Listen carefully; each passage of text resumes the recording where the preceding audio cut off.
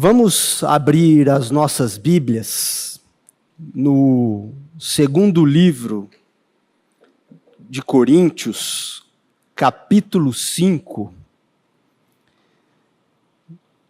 E hoje nós vamos nos ater aos versos 14 a 17. 2 Coríntios 5, 14 a 17. Essa primeira leitura eu vou fazer sozinho, mas depois vocês estão aí também com o boletim, a pregação está no boletim, vocês vão acompanhar, e toda oportunidade em que tiver ali em destaque a palavra de Deus, a comunidade vai ler comigo, nós vamos ler juntos, tá bom? Todos acharam? 2 Coríntios, capítulo 5, verso 14 a 17. Pois o amor de Cristo nos constrange, julgando nós isto, um morreu por todos, logo todos morreram.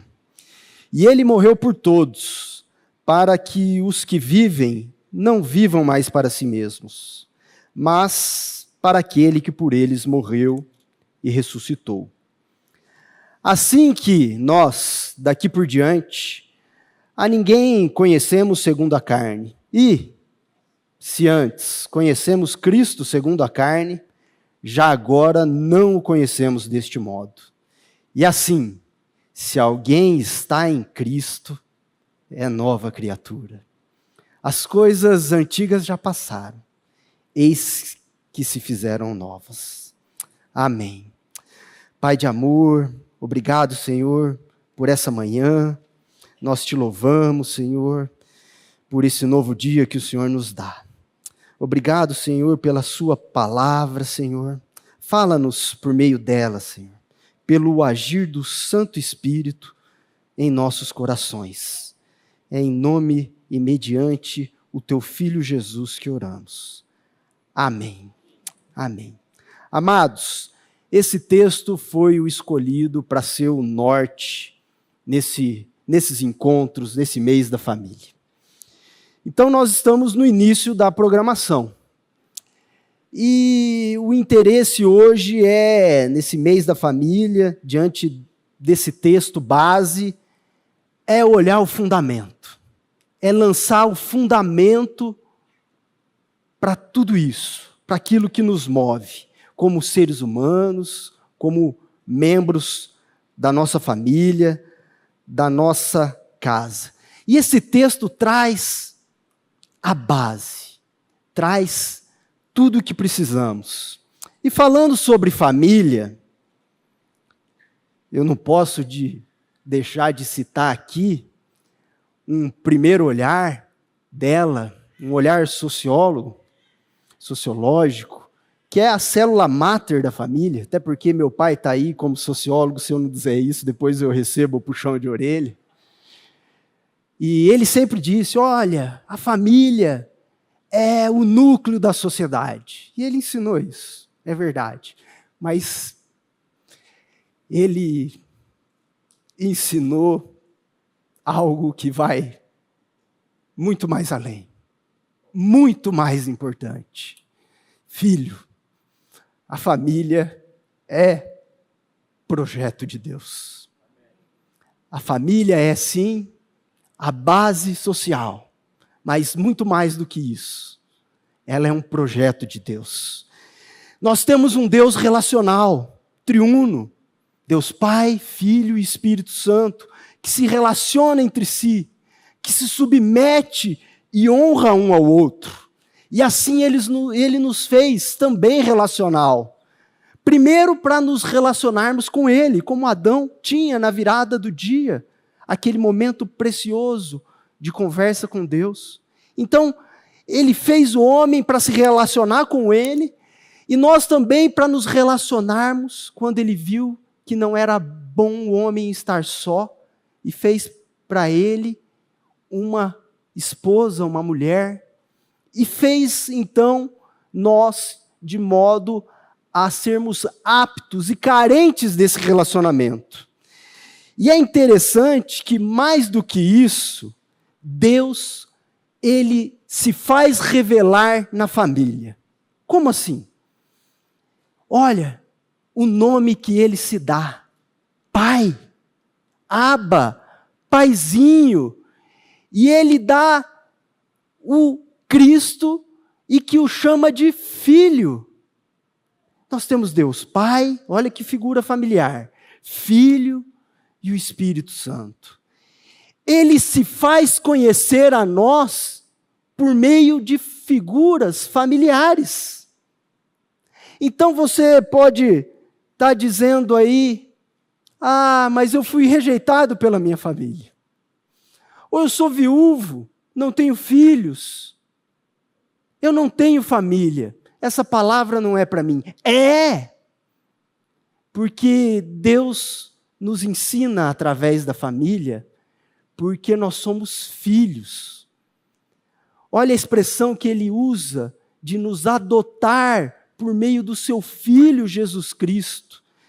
E a partir disso nós passamos a integrar o que? A sua família. Então família é o modo que o Senhor escolheu para nós podermos entender esse amor dele. Então família é muito importante, você faz parte disso e a palavra está repleta. Olha só a figura de Jesus, que é o noivo, que vai vir buscar você, a igreja, a noiva. Então, de toda forma, nós participamos disso, do conceito de família. E, dentro desse contexto, é bom a gente também estar orientado a respeito dessa carta de 2 Coríntios. Corinto é uma cidade em que Paulo foi lá ministrar e começa uma igreja dentro de uma sinagoga. Apesar de ser numa sinagoga, ela era majoritariamente composta de gentios, mas Corinto era uma cidade povoada por muitos estrangeiros, uma cidade portuária, cosmopolita, cheia de influências e, consequentemente, influências religiosas de todas as cores. Nesse contexto, Paulo vai continuar a sua missão e escreve uma carta, a segunda carta a Corinto. Muito provavelmente ele escreve a partir da Macedônia, no ano 55, depois de Cristo. E nós sabemos que as cartas paulinas e as cartas eram respostas às demandas, aos problemas da igreja. E essa carta aqui, num dos aspectos, e talvez não, sem dúvida no principal, ela traz à igreja de Corinto a mensagem para ela voltar à centralidade. E a nossa conversa hoje aqui pela manhã vai ser a respeito dessa centralidade. Aquela igreja começou a ser tomada por falsos profetas, por filosofias, por doutrinas falsas. E aí, Paulo foi preciso trazer a centralidade de novo. E essa centralidade que nós vamos expor aqui, que está no versículo 14 ao 15 do capítulo 5, ela é a centralidade que tem que estar na minha e na sua vida, para que então as nossas famílias estejam nessa centralidade, que já adianto, é Cristo. Vamos lá para o boletim. Vamos ler junto essa entrada aqui. Pois o amor de Cristo.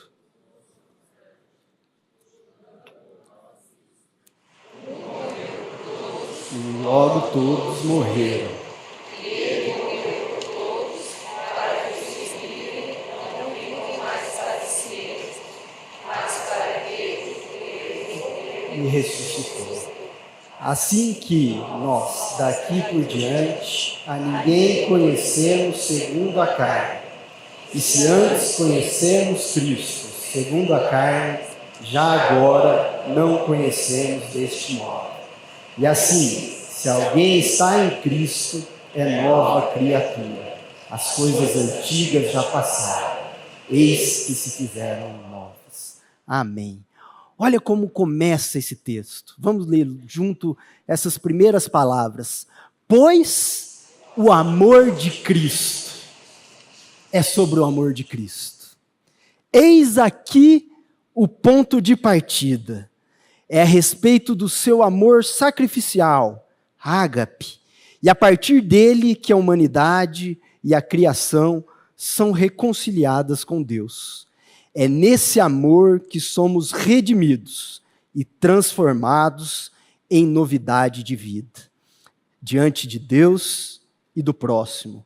E esse absoluto amor de Cristo nos constrange. É sobre o amor de Cristo.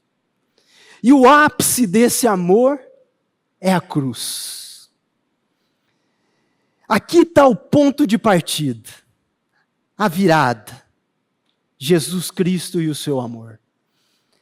É o ponto de partida, o fio condutor e o ponto de chegada, porque ele é o alfa e o ômega. Mas esse amor aqui não é qualquer amor. Se nós formos lá no original, no grego, esse amor aqui, ele está escrito ágape. Nós traduzimos como amor.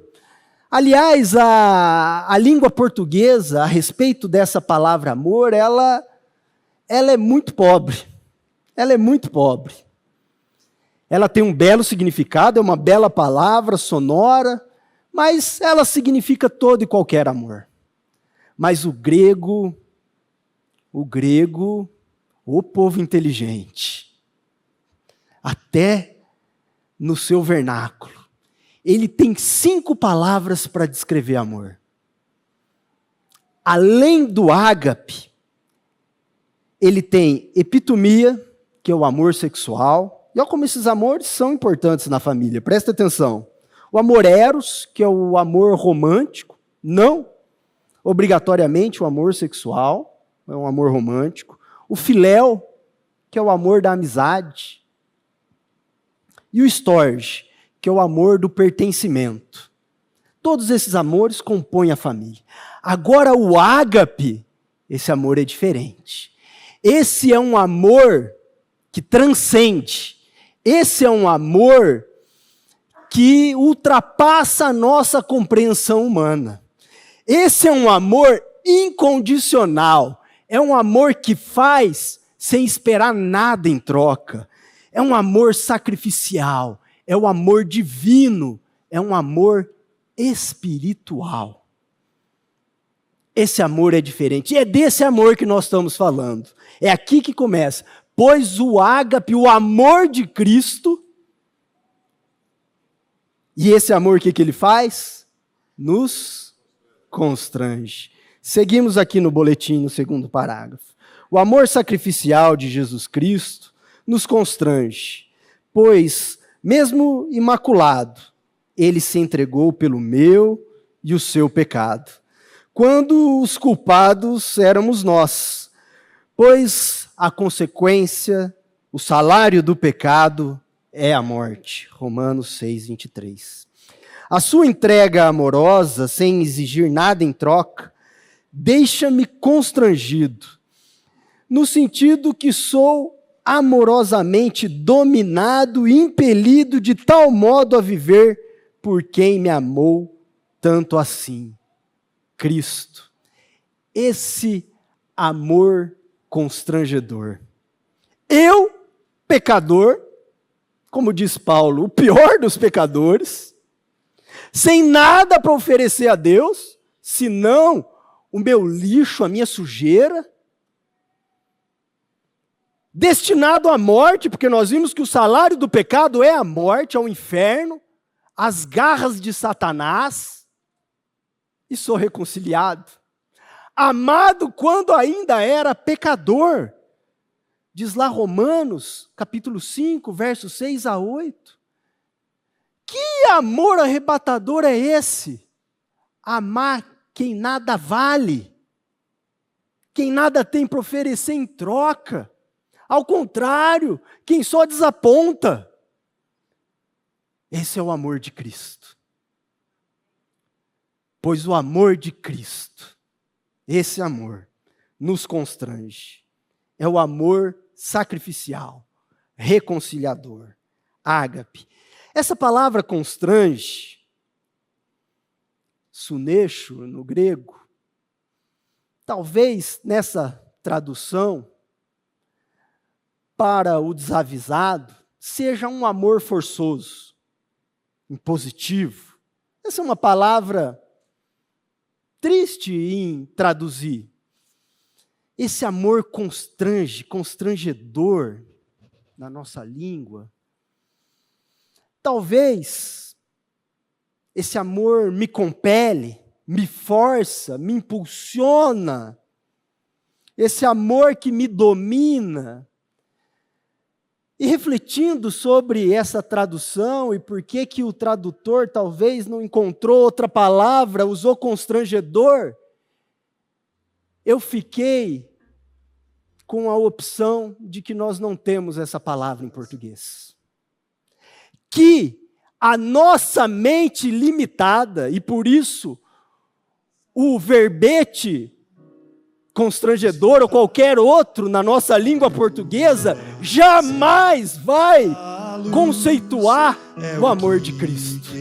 Essa é a verdade. Esse amor constrangedor não tem palavra para dar significado. A gente não tem como explicar esse amor. Ele é de difícil tradução. Ele talvez se revele num amor forçoso, sim, mas é no poder do amor. E essa força, ela é uma força que nos atrai, que nos domina e nos leva a viver para quem tanto nos amou assim, Cristo, e também para o próximo. Seguimos o boletim. Verdadeiramente, tal amor é justamente revelado no sacrifício de Jesus Cristo por todos. Um morreu por todos. Entretanto, vale a ênfase para esclarecer quem de fato são os que estão incluídos no todos. Quais sejam? Todos aqueles que nele creem. É todo aquele que o Pai lhe deu, os quais ele jamais lançará fora. Amados, olha essa expressão.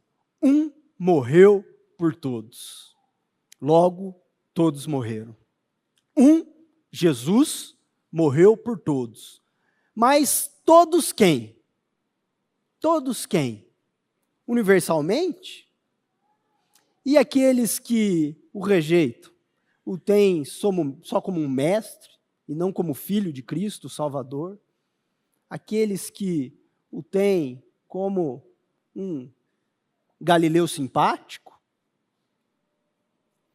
Vamos lá para João 3,16. Depois vocês podem marcar aí João 3 e deixar na sequência. Esse, na verdade, a gente não podia nem ir, né? A gente tinha que saber de cor. Não é? Mas eu quero que vocês abram. Quem conseguir abrir a Bíblia e deixar ela aberta, se a Bíblia não fechar, nós vamos usar 2 dedos aqui. Nós vamos ler junto e vamos colocar um dedo numa palavra, e depois o dedo esquerdo numa palavra, depois o dedo direito em outro. Olha lá, vamos ler junto João 3,16. Porque Deus amou ao mundo de tal maneira que deu o seu Filho unigênito para aquele todo que nele crê, não pereça, mas tenha a vida eterna. Então ele deu o seu Filho unigênito para que todo, ponha um dedinho aí na palavra todo. Segura aí. Agora põe na palavra crê. Para todo, quem que é todo? Um morreu por todos, todos os que creem. Ele morreu sim, mas para aqueles que confessam o seu nome. Então, Paulo diz, um morreu por todos. seguimos aqui o verso seguinte. E além da substituição na morte, um morreu por todos, os que creem no Filho também foram incluídos em sua morte e ressurreição. Vamos ler juntos? Logo, todos morreram. Em outras palavras, ao morrer Jesus Cristo por todos os que creem, esses morrem juntamente com ele.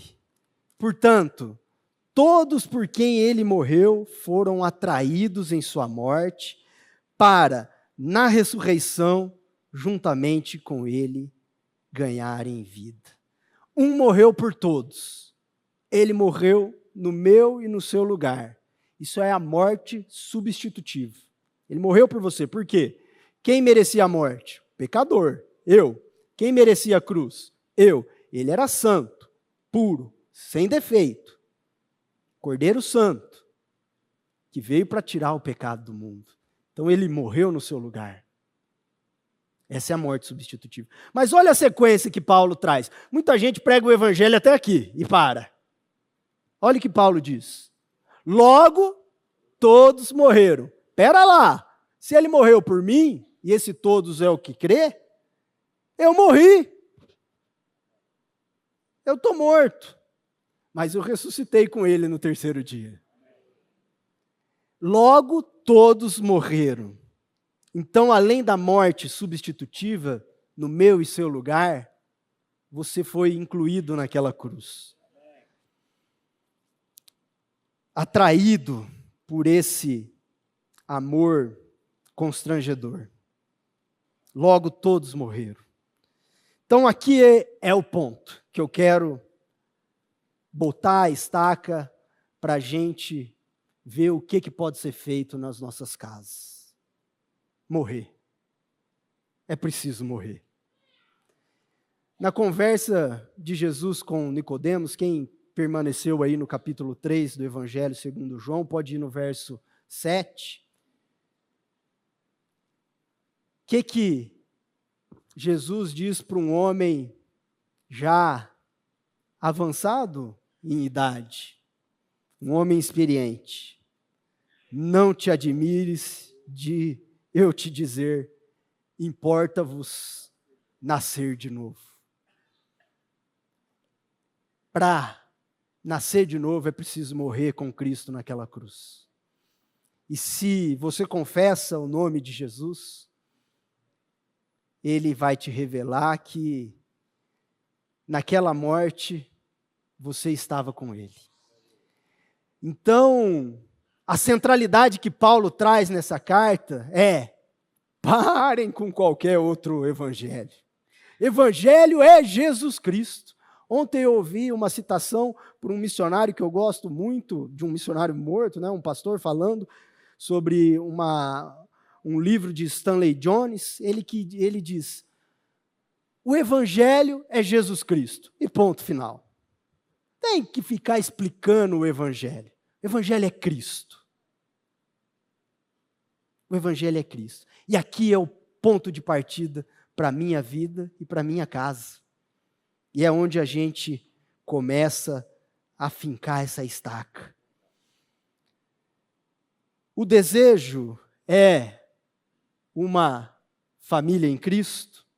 Sim, é preciso morrer antes. Exatamente. Para ter vida e vida espiritual no lar, é preciso, primeiramente, a morte. Para germinar, tem que morrer. Ser crucificado com Cristo. Ser constrangido por tão grande amor. É impossível eu desfrutar, eu exercer o amor ágape sem a vida de Cristo. Sem ter sido levado àquela morte com Ele. E ter nascido de novo, ressuscitado com Ele, pelo Pai naquela cruz. Ali sim, eu tenho a oportunidade de poder amar esse amor. Porque é Ele que nutre, não é na minha força. Então, o amor de Cristo, que vai fazer a diferença, que é um amor sobre-humano, vem dessa morte e ressurreição. Senão eu vou ter uma família ética, bonita, valorosa em outros aspectos sociais, mas jamais uma família forjada na cruz. Esse processo espiritual eu tenho que ser levado a morrer. Ter sido atraído por esse tamanho amor que é constrangedor. Vamos lá. Eis aqui a premissa. A própria pedra angular. Cristo, para que a família seja edificada em novidade de vida. E, por conseguinte, nasce um lar que glorifica a Deus. Pois esse é o propósito da família, glorificar a Deus. Já pensou qual é o seu propósito? Por que você nasceu? O que você está fazendo aqui? Qual a razão sua de existir? Glorificar o Pai, a Deus. Tudo que nós fazemos é para a glória de Deus. E essa é a razão da sua casa. Glorificar a Deus. É importante, dentro desse contexto, e eu lembro aqui de 2 momentos bíblicos. O primeiro está lá no livro de Atos, no capítulo 16, a partir do verso 25, depois eu vou querer ler os versos 31 e 32 com vocês, quando Paulo e Silas estavam presos, e no avançar da hora estavam louvando. Só o amor de Cristo para fazer isso. Você preso, Atos 16, nós vamos ali para o verso 31. Aí estão Paulo e Silas louvando a Deus, e de repente vem um terremoto. E a porta daquela cadeia e as cadeias onde eles estavam amarrados pelos pés se rompem, e o carcereiro, quando vê aquilo, ele vai se matar. Como é que eu vou explicar? Vamos falar que eu dei fuga para esses presos? Qual que é a história? E aí, Paulo interrompe esse homem, e para explicar como que sobe só de forma sobrenatural, um terremoto vir e romper tudo aquilo. E aí esse homem carcereiro vira para Paulo e faz uma pergunta. Que devo fazer para que seja salvo? Vamos lá para o verso 31. Crê, vamos ler junto, no Senhor Jesus e serás salvo, tu e a tua casa. Que o Senhor te dê essa revelação de que você, crendo em Jesus Cristo, será salvo, tu e a sua casa. Ah, mas é automático então? Vou chegar com a minha família de bonde no céu? Eu criei? E aí vem, todo mundo agregou? Não, o pessoal também para aqui quando conta essa história. Olha o verso 32 que diz. E lhe pregaram a palavra de Deus e a todos os de sua casa. Olha o que o Marquinhos fez hoje aqui. Pregou a palavra de Deus a todos a da sua casa. Esse evangelho ou ele salva ou condena. Você prega, aquele que escuta e crê no Filho é salvo. Aquele que rejeita é condenado. Ela não volta vazia, a palavra de Deus. Se o sujeito repele, a palavra foi.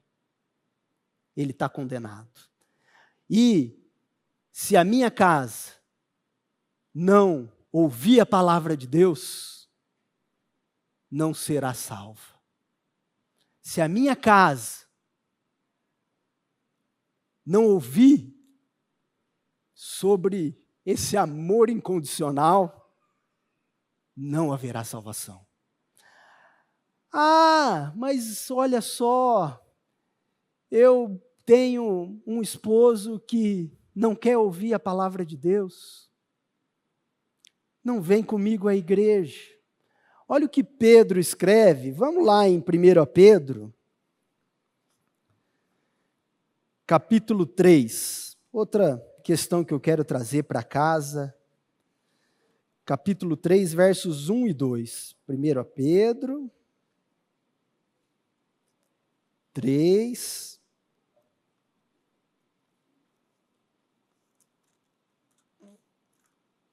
Um e 2.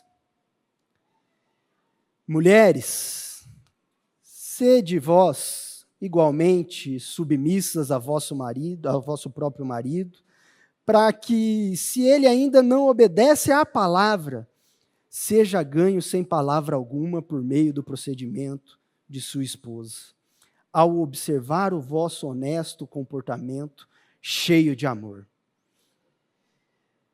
Aqui Pedro está dizendo, não que ele seja ganho sem nenhuma palavra, aqui não é no argumento. É óbvio que você vai semear a palavra de Deus dentro do teu lar, a esse marido, seja com um versículo na porta da geladeira.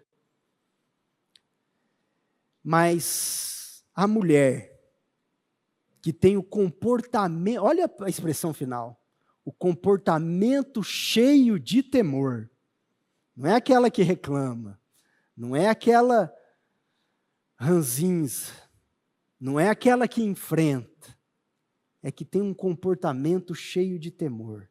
Esse homem, uma hora, vai ouvir uma meditação sua sobre a palavra, um louvor que canta uma expressão da palavra de Deus, e vai parar e vai falar, uau, eu tenho sido um homem tão difícil, tão complicado. E olha como é que essa mulher responde a tudo isso, amorosamente, cuidando de mim, me amando. Que amor que tem dentro dela que eu preciso conhecer. E esse homem é ganho. Então, não é automaticamente. Não será salvo eu e a minha casa. Nós precisamos trazer o Evangelho, Jesus Cristo, para os nossos lares. Vamos seguir com o boletim. Uma vez mortos e nascidos em Cristo, somos despojados do velho homem. E nossa vida ganha uma nova razão de ser. Qual seja? Existir para aquele que por nós morreu e ressuscitou. Esse foi o motivo de sua morte, para que vivamos não mais voltados cada um para si, mas para Deus e, consequentemente, para o próximo. Vamos ler juntos o verso 15? E ele morreu por todos para que os que vivem não vivam mais para si mesmos, mas para aquele que por eles morreu e ressuscitou. Você morreu com Cristo, eu morri com Cristo, ele morreu por mim, e eu fui levado a essa morte. Para quê? Para viver para ele. Não para viver para si mesmo mais. O amor ágape, ele transforma a direção desse amor. Enquanto o amor humano, todos os outros amores, ele é egoísta, é voltado para si, no amor de Cristo, nós nos voltamos para fora. Primeiro, para ele, para viver para ele. E, consequentemente, para viver para o próximo. Pois bem, seguimos aí. Vivo não mais eu. Sim, estou em Cristo. Gálatas 2:20 diz. Porém, por que os problemas continuam? As lutas, as dificuldades com o cônjuge, com os filhos, com os pais, com os irmãos. Qual a razão de perdurarem as aflições, os sofrimentos nos relacionamentos familiares? Uau, bonito. Jesus Cristo veio, transformou meu coração, me fez novo. Mas a porrada continua lá dentro do lar e na vida. As cicatrizes vêm. Quanta dificuldade. Nós precisamos fazer uma diferença aqui, muito importante, entre o velho homem que morreu na cruz, que ficou lá, o velho Adão, para a natureza humana. Ainda que o nosso velho homem tenha sido crucificado, eu e você continuamos aqui habitando um corpo terreno, com a natureza terrena. Então, habitamos um corpo de pecado. Essa é a realidade. Não é porque nós fomos batizados em Cristo, inseridos em Cristo naquela morte, nós nunca mais pecamos. Nós não mais vivemos uma vida de pecado. Começa um processo de reação e de santificação, uma nova caminhada com Cristo, que quanto mais nós vamos nos aproximando dele, mais nós vamos tendo nojo do pecado e de nós mesmos. Mas a gente continua tropeçando, continua errando. Né? Ontem, jantando em casa, a gente foi recapitular uma devocional e eu perguntei para minha filha, você é mentirosa? Ela falou, eu sou, papai. Eu falei, que bom. Ela entendeu. Que bom. Lutero, ele traz uma seguinte frase interessante. Ele diz como velho homem, mas ele olha, ainda que eu tenha sido batizado, levado às águas, eu descobri depois que a natureza humana sabe nadar. Eu tenho que afogá-la todos os dias. E é isso que nós temos que fazer. Nós vamos ter problemas? Uau! No seio da família, então. Família é onde a gente mais se relaciona. Nosso dia a dia. Em que nós temos a maior liberdade. Nós temos uma liberdade com os familiares que nós não temos no trabalho. E tem desgaste, tem ofensa, tem erros. Machucamos e somos machucados. É onde nós estamos mais suscetíveis a errar. É dentro da nossa casa. Pelo menos eu. E como erro. Vamos seguir. Em que pese sobrevir a nova vida espiritual, é certo que enquanto aspiramos a Jerusalém celestial, ainda vivemos na carne. Habitamos um corpo constituído pela natureza terrena. Colossenses 3, 5 a 11. Corpo que precisa morrer todos os dias. Por enquanto, continuamos atrelados a uma natureza que é autossuficiente e egocêntrica. Isto é, que tem a tendência de ser independente e viver para si mesmo. Dito de outra forma, ainda que em novidade de vida, a minha natureza impulsiona para que a minha confiança seja depositada em mim e não em Deus. E para que os meus interesses sejam maiores que os de Deus e mais motivadores que os interesses dos meus familiares e do próximo. Esse é o ser humano. Nascido de novo, é verdade. Mas apareceu um problema de saúde, eu corro para o médico em vez de correr para o chão, de ajoelhar, de colocar a minha boca no pó. Aí depois eu penso em Deus. Nós somos interiorizados. A entrada do pecado no mundo fez isso. Esse eu cresceu, quis ser igual a Deus. Lá em Gênesis está a palavra lançada. E sereis igual a Deus. Nós nos tornamos mini-deidades. Pequenos falsos deuses que gostamos de ser servidos. Essa é a realidade do ser humano. O pecado fez um rombo, deturpou tudo. Não só o nosso relacionamento com Deus,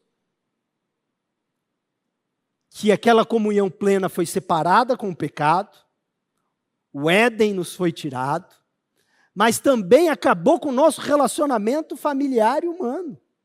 Olha a consequência do pecado, ele deturpou tudo. Olha onde está o casamento. Vamos lá em Gênesis 2:24. Gênesis 2:24. Diz lá, Gênesis 2:24, depois deixa aberto aí, que em 2 também, 24. Gênesis 2:24. Diz mais ou menos assim: deixará o homem, seu pai e sua mãe, unir-se-á a sua mulher, e os dois tornar-se-ão uma só carne. Isso está antes da queda. Lê aí o título do capítulo 3. Algumas Bíblias devem estar a queda, não é? A queda do homem. O casamento foi feito antes da queda. Mas como? Olha só o Senhor. Adão vai deixar pai e mãe, né? Olha ele pensando na sua vida e na minha vida e preparando a família para a humanidade, para esse caminhar da humanidade em pecado, porque ele sabia também. Você acha que foge do controle a Deus? Por isso que o Cordeiro Santo estava lá planejado para ser imolado desde a fundação do mundo. E o homem no casamento foi criado para deixar pai e mãe. E aí a realidade nossa é o quê? O bonitão não sai da casa, quer os cuidados da mãe, não vira homem. Ou muitos pais não deixam os filhos ir embora, ficam lá cuidando da vida dos filhos. Quantos casamentos não acabam por causa da influência de sogro ou sogra, ou pai e mãe? Nós desaprendemos a deixar pai e mãe, a pôr limite com amor, porque ali inicia uma nova família. E isso atrapalha os dois unirem-se, e impossibilita tornarem uma só carne. O pecado deturpou o início do casamento já. Eu tenho dificuldade de ser um com a minha esposa em vários aspectos, em tornar-me um. Olha o que o pecado fez. E tantas outras coisas. Se nós formos ver a carta de Paulo aos Efésios, vamos tratar um pouco agora aqui específico das coisas da família, mais do que essa base também, né, de Cristo. Mas quando Paulo fala, olha, sujeitai-vos uns aos outros, marido e mulher, no temor de Cristo, que dificuldade que a gente tem de submeter um ao outro em amor, e essa se sujeitar não é de uma sujeição, senão a amorosa, a que se submete em amor, como o próprio Filho se submeteu ao Pai, o Espírito se submete ao Filho, e ocorre esse relacionamento. Mas como é que esse homem vai se sujeitar a essa mulher? Olha a queda. No cair da tarde, aquele relacionamento que o Pai, Deus, tinha com Adão, de repente veio o pecado, e o Senhor vai questionar, Adão, por onde andas? E aí, o que aconteceu? A mulher que tu me deste. Rapaz, olha só, olha como é que é o homem, né? Culpa Deus e a mulher ao mesmo tempo, numa frase só. A mulher que tu me deste. Como é que eu vou me sujeitar a essa mulher que me conduziu a pecar? Apesar que a responsabilidade era minha, o pecado entrou no mundo por um só homem, Adão. A ordem tinha sido só para Adão, mas ele tinha responsabilidade sobre a sua mulher. Mas como é que eu vou me sujeitar a essa mulher que me traz e oferta essa opção? E a mulher fala, como é que eu vou me sujeitar a esse homem que na hora de me defender, fala para Deus, a culpa é dela. Olha que dificuldade que trouxe o pecado. E é assim que nós vivemos, nosso dia a dia. Com muita dificuldade, somos cheios de justiça própria. É o meu modo de ver, a minha justiça, o meu entendimento. Eu penso que sou mais inteligente que a Raquel. A Raquel certamente se acha mais esperta que eu. E onde é que a gente chega a isso? Para tudo! Qual que é o caminho? O que nós estamos fazendo? Para onde aponta a glória de Deus? Não sou eu nem você que está certo, vamos seguir aqui. Mas não, somos cheios de vontades, temos dificuldade em reconhecer o erro, em perdoar, e vamos formando aí famílias, mesmo em Cristo, porque essa natureza terrena nos faz pessoas ressentidas. E nós vamos precisar nos nutrir cada vez mais desse amor para ir rompendo essas barreiras. Porque o pecado realmente deturpou tudo, deturpou a sexualidade, o conceito de sexualidade no casamento, e para aquilo que ele foi criado. A comunicação, como eu tenho dificuldade nessa área, uma das minhas orações, e que fica lá num caderninho que eu anoto, é: Senhor, me dá mais leveza para falar com a minha mulher. Eu tenho tanta dificuldade de me comunicar, como o pecado acabou com a comunicação humana. Nós não sabemos nem falar e muito menos ouvir. Quantos nós somos pacientes em ouvir? Já interrompemos a fala. Olha só o que o pecado fez. Então, essa autossuficiência. Eu sou independente de Deus, o dinheiro é meu, eu uso dessa forma, então eu não sei privilegiar a minha mulher, o dinheiro não é nosso, eu sou egoísta. Então, traz problemas nas finanças. Nós temos tantas dificuldades. Esse é o raio-x, meus irmãos. Esse é o raio-x daqueles que vivem nesse corpo. Porque se não pecássemos mais, nós teríamos sido arrebatados. Essa é a realidade. Mas seguimos aqui. O egoísmo me faz maior e ser o centro. E assim os meus desejos devem ser atendidos, quer como cônjuge, quer como filho ou filha, quer como pai ou mãe, quer como irmão ou irmã. E se não for por bem, será a minha maneira. Então junta-se aqui a autossuficiência ao egoísmo e, o ameaçador autoritário, ensimesmado, está pronto. Será do meu jeito e faço valer. Essa é a natureza humana. É isso que eu quero deixar claro aqui com vocês. O raio-x meu, esse sou eu. E aí eu fico insatisfeito com quem? Com a minha esposa. Eu sou insatisfeito no lar, eu sou insatisfeito com os filhos. Para lá! A insatisfação tem que ser comigo. Eu tenho que morrer e ser levado àquela cruz todos os dias, para que seja forjado Cristo em mim. A insatisfação não é com a esposa, ou que aquela família parece mais bonita. A insatisfação tem que ser consigo, meu irmão. E a satisfação é Cristo. E a satisfação sua vai estar no nosso Senhor Deus. Então, se você é um insatisfeito na família, saiba que você deve ser, sim, mas um insatisfeito com você. Insatisfeito com você. E a mudança de tudo isso? A chave, a satisfação, é Cristo. Olha lá, vamos ler. Ocorre que Jesus Cristo morreu para que os que vivem não vivam mais para si mesmos, mas para aquele que por eles morreu e ressuscitou. Repita-se. Então, com a nova vida de Cristo, essa vida autossuficiente e egocêntrica deixa de ser voltado para dentro e torna-se para fora, para ser vivida para Jesus Cristo e, por conseguinte, para o próximo, que também é objeto do amor de Cristo.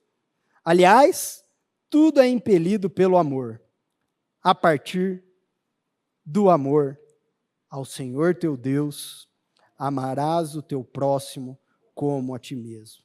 Mateus 22, 37 a 39. Olha como eu escrevi aqui acima, como eu sou dominado pela natureza humana. E agora que eu estou olhando, o outro também é objeto do amor. Olha lá eu na frente. O outro também. Você vê o que faz o pecado? Essa é a nossa natureza. Nós temos que nos policiar. Pera lá. Primeiro ela, primeiro eles. Antes de tudo, o Senhor. Né? Primeiro o Senhor, mas em casa. Primeiro a minha mulher, depois os meus filhos. O amor vertido na cruz nos impulsiona a amar a Deus e amar ao próximo. De forma que o primeiro lugar para exercer esse amor é exatamente o lar, é a família.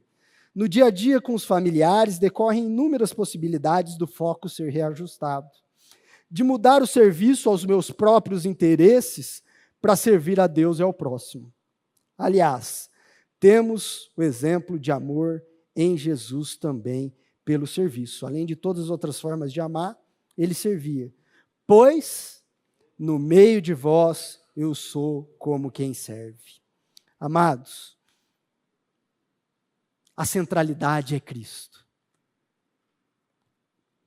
Com o meu amor de pertencimento, meu amor erótico que sustenta o relacionamento do casamento também, meu amor de amizade pela minha esposa, mas quem sustenta a centralidade que Paulo traz nessa carta, que vale para as nossas casas e assim para as nossas famílias, é Cristo. É aqui onde nós devemos estar fincados, né? Esse amor nos leva a amar de forma diferente. Existem várias formas de amar. Servir é uma delas. Quanta dificuldade eu, Tiago, tenho e tive para servir. E como o Senhor, e talvez essa é a forma de amor que Ele mais me ensinou nos últimos anos. A linguagem prioritária da Raquel é serviço. A minha é toque, é carinho, é palavras de afeição. Eu não sabia amá-la. Eu era muito limitado.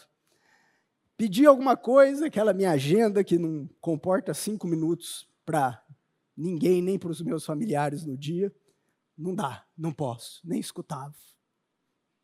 Aí vai o Senhor me quebrar e me ensinar a servir, a amar, a parar, a cuidar, a fazer junto, a fazer por ela. Estou ainda longe da caminhada. Mas servir é uma forma de amar. Nós temos que entender como os nossos familiares amam. Tempo de qualidade. Essa é a linguagem da minha filha, da Júlia. Ontem eu deitei no chão com ela, deitei em cima da barriguinha dela e ficamos ali conversando por tempos. Por tempos. É assistindo um desenho com ela, é parando. É a forma que ela é mais amada. O Mateus é palavra de amor. Ô filho, como você é especial. Como eu te amo. Carinho, ele também. São as minhas linguagens. O carinho, o cuidado, o passar a mão, o afeto, o beijo, o abraço.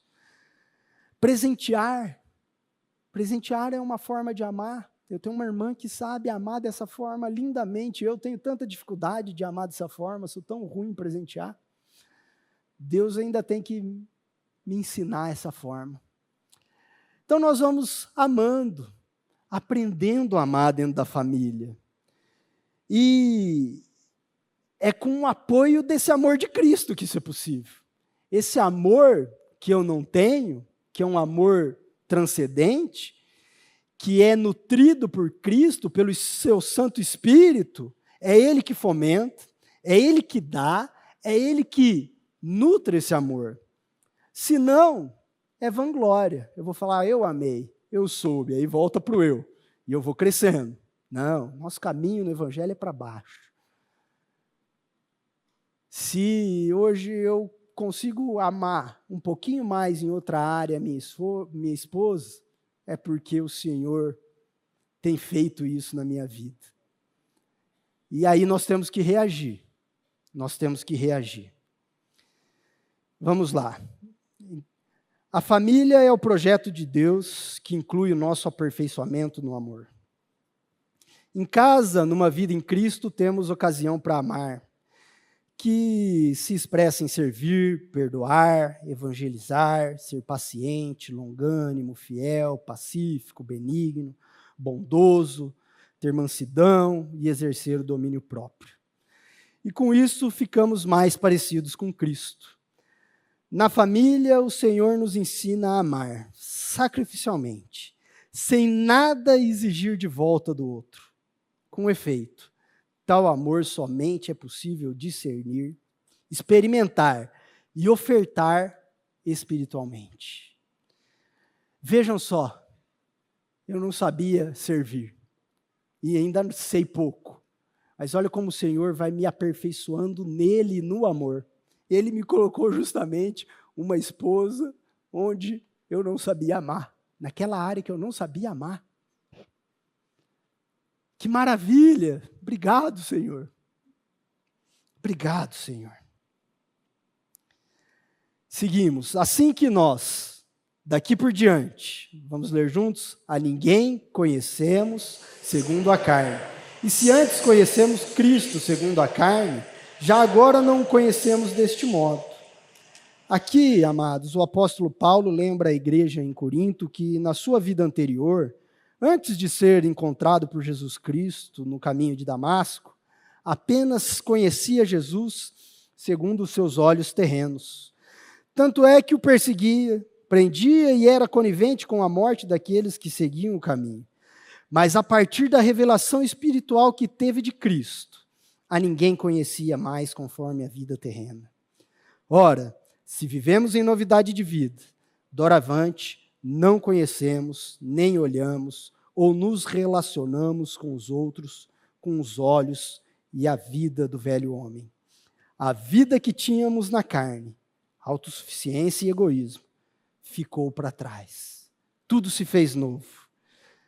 A partir de conhecermos a Cristo e a Ele crucificado, vemos o mundo com outros olhos, com os olhos do entendimento espiritual.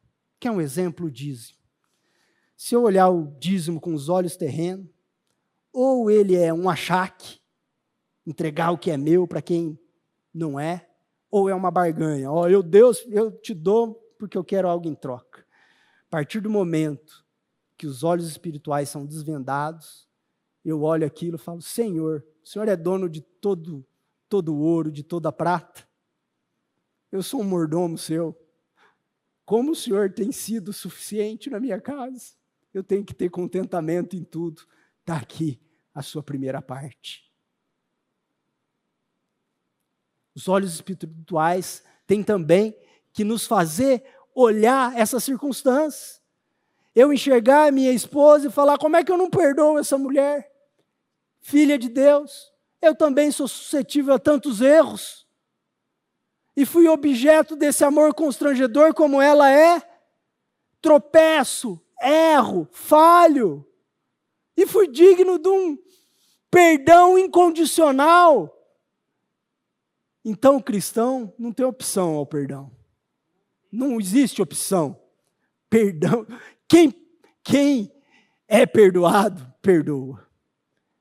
E a gente tem que enxergar essas situações do dia a dia acima da tempestade, sabendo que, como lá em Isaías 40, versos 31, é Ele que renova as nossas forças, nos faz com asas como águias, subir além das tempestades, dos problemas, e renova as nossas forças de modo que a gente corre e não se cansa, caminha e não se fatiga. Senhor, mas como? Não entendi.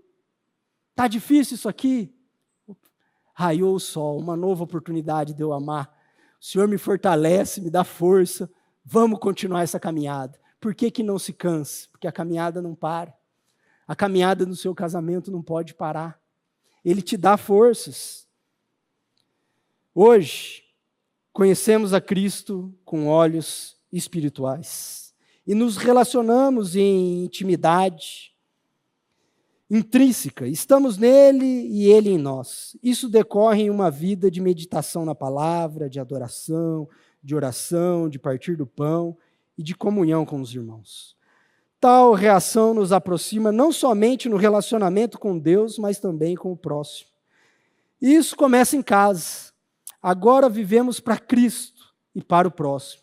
E isso a partir dos mais próximos dos próximos, os nossos familiares. Então, quem está em Cristo é nova criatura.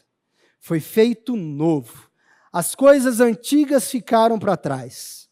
Tudo se fez novo em Cristo, uma nova criação em mim e em você, uma nova forma de viver na família. Vamos ler juntos? E assim, se alguém está em Cristo, é nova criatura. As coisas antigas já passaram, eis que se fizeram novas. Se alguém está em Cristo. E vamos dizer aqui, se as nossas famílias estão em Cristo, as coisas antigas já passaram, tudo se faz novo. De fato, não é possível mudança familiar genuína sem os cravos da cruz. Fora de Cristo não há vida abundante, nem amor sacrificial que possibilite plenamente amarmos uns aos outros. Pode até subsistir uma família ética, ancorada na justiça própria de seus integrantes, com respeito e afeto. Todavia, o constrangimento do amor sacrificial que leva a viver por Cristo e, consequentemente, pelo próximo, tem o penhor do Espírito no coração. 2 Coríntios 1, 22 e 5, 5. Queridos, tolerância. Olha que preceito ético, a princípio bonito. Eu sou uma pessoa tolerante. Isso não é do nosso espírito. É de uma família ética que não conhece Jesus. Eu posso tolerar, aceitar aquelas situações. Agora, quem recebeu esse amor sacrificial e foi perdoado, passa a régua. Sabe o que é perdão. Não tolera. Joga os erros no mais profundo dos mares.